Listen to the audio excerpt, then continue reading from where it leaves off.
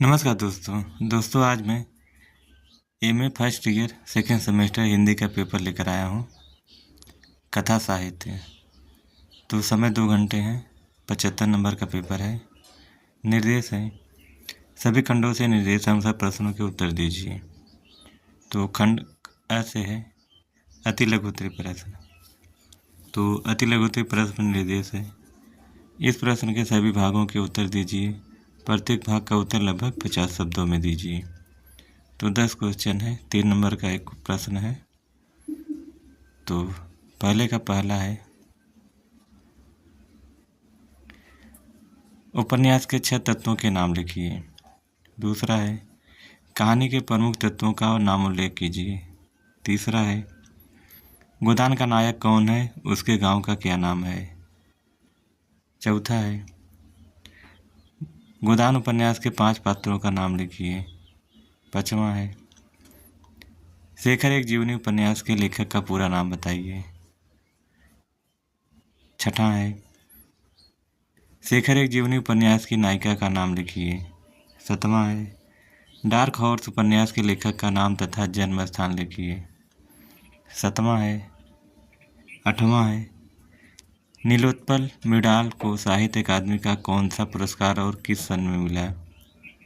नौवां है एक टोकरी भर मिट्टी किसकी कहानी है, इसके 2 पात्रों के नाम लिखिए।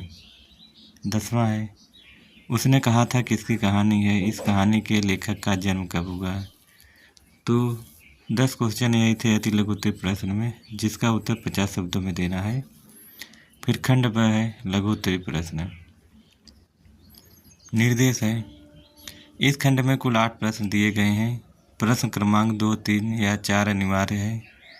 प्रश्न क्रमांक 5 से 9 में से एक प्रश्न करने हैं। इस प्रकार कुल 3 प्रश्नों के उत्तर इस खंड में देने हैं।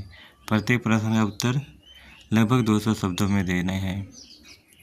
तो एक प्रश्न 10 नंबर का है, 3 प्रश्न करना है और 2, 3, 4 प्रश्न नंबर ए अनिवार्य हैं और 5 से 9 में से किसी एक प्रश्न को करना है।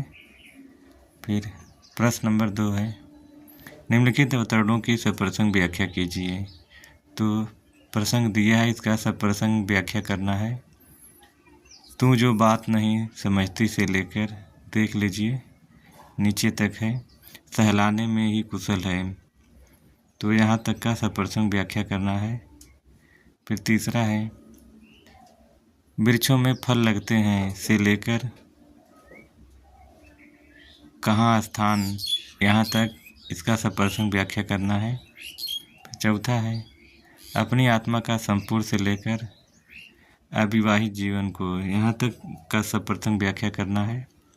फिर 5वां है उपन्यास के उद्भव और विकास पर संक्षिप्त निबंध लिखिए।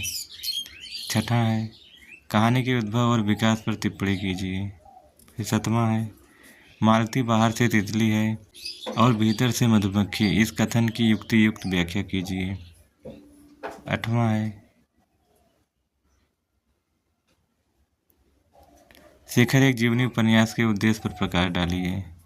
फिर 9वां है डार्क हॉर्स उपन्यास की मूल संवेदना तथा उसमें वर्णित समस्या की विवेचना कीजिए। तो लघुत्तरी प्रश्न में से 8 प्रश्न थे। तो 8 प्रश्न में 3 प्रश्न लिखना है, जिसमें से 2, 3 और चौथे में अनिवार्य 2 प्रश्न हैं और 5 से लेकर 9 तक एक प्रश्न करना है। फिर अगला है खंड से दीर्घ उत्तरी प्रश्न। तो दीर्घ उत्तरी प्रश्न में किसी एक प्रश्न का उत्तर दीजिए, वो भी लगभग 500 शब्दों में।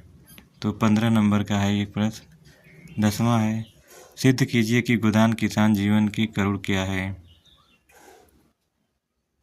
11वां है मनोवैज्ञानिक उपन्यास के रूप में शेखर एक जीवनी उपन्यास की समीक्षा कीजिए।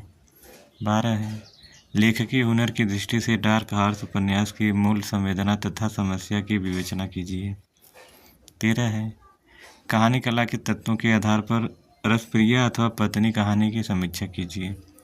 तो दोस्तों दीर्घ उत्तरी प्रश्न में 4 प्रश्न हैं, तो 4 में से एक प्रश्न का उत्तर देना है। तो यही था हिंदी सेकेंड सेमेस्टर का हिंदी का पेपर। तो फिर मिलेंगे अगले वीडियो में, तब तक के लिए नमस्कार।